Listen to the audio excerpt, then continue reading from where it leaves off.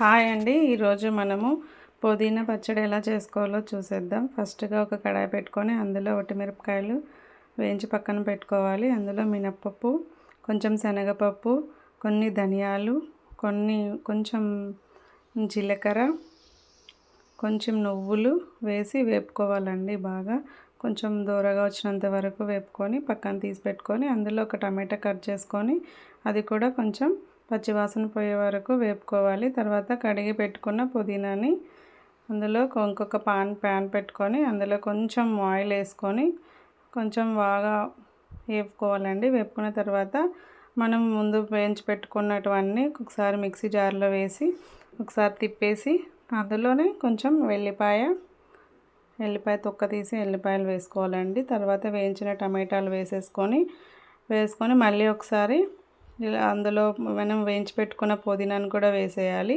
వేసేసిన తర్వాత కొద్దిగా వేయాలి. వేసిన తర్వాత కొంచెం చింతపండు నానేసి పెట్టుకోవాలి అది ముందే.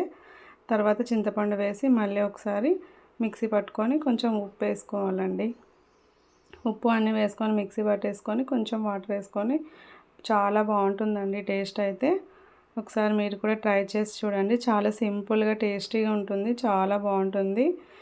తర్వాత మిక్సీ పట్టుకున్న తర్వాత ఒక బౌల్లోకి తీసుకొని మళ్ళీ కొంచెం ఆయిల్, పోపు అన్నీ వేసుకోవాలండి.